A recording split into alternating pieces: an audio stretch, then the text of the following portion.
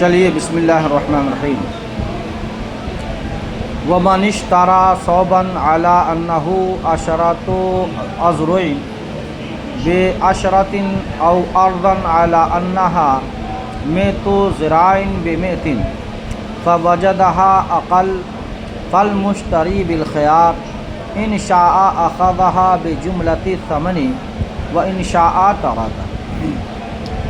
اس سے پہلے جو گفتگو ہوئی تھی کہ اگر کوئی شخص خریدا ہے ڈھیر کو اس شرط پہ کہ وہ 100 قفیز ہے اور ہر ایک قفیز کو 1 درہم میں، اور کم پایا تو مشتری کو اختیار ہے، چاہے تو وہ اپنے حصے سے لے لے اور اتنی رقم جو ہے واپس لے لے، یا پھر جو ہے پورا خرید لے.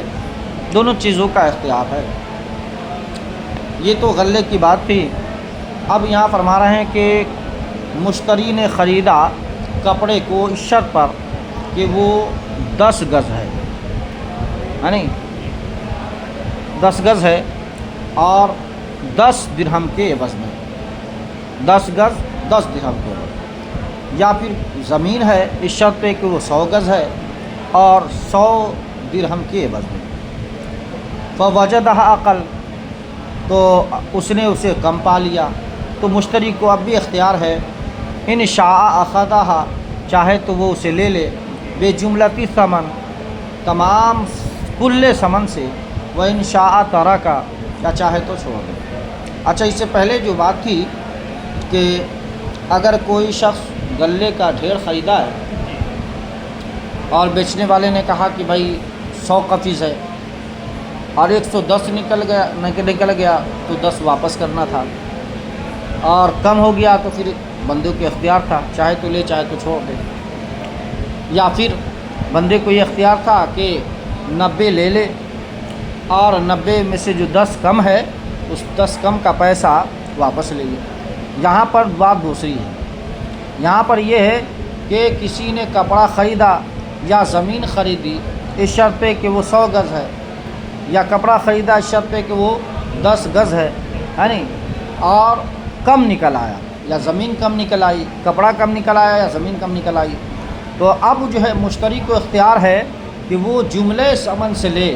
یعنی اگر 100 روپیہ باندھا تھا تو 10 درہم 10 گز کا، اور زمین اگر 100 گز کا 100 روپیہ باندھا تھا اور 90 ہی نکلا، یا 90 زمین نکلی 90 گز، اور کپڑا نکلا مان لیجئے 8 گز کم نکلا، تو اب یہاں پر پیسوں میں ثمن میں کمی نہیں ہوگی، بلکہ بالکل پورے 100 اور وہاں 10 دے کر کے ہی لینا پڑے گا. کیوں؟ اس کی وجہ بتا رہے ہیں.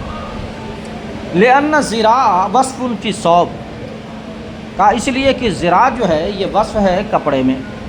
کپڑا کیا ہے؟ مبی ہے.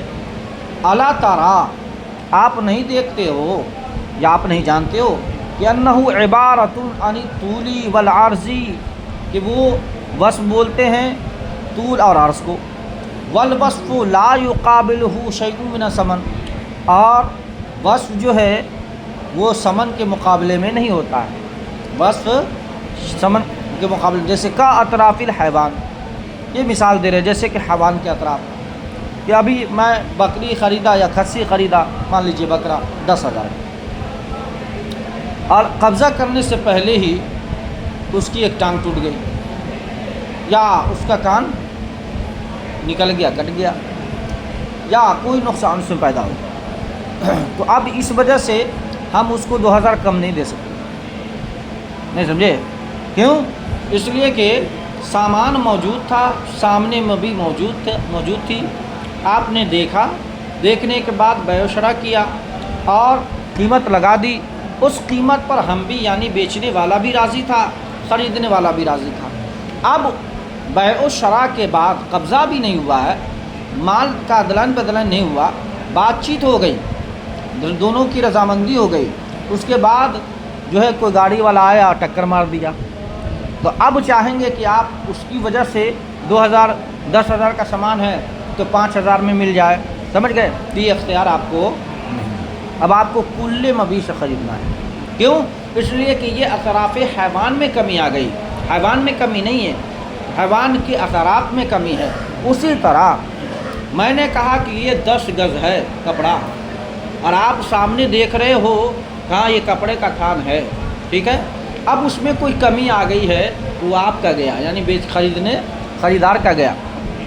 اسی طرح 100 گز زمین پلاٹ ہے، اب جب نپائی ہوئی تو اس میں جو ہے 100 گز سے کم نکلی، تو کلنے مبی سے آپ کو خریدنا پڑے گا اب وہاں، ورنہ تو پھر محل نزاع ہو جائے گا، سمجھ گئے نا۔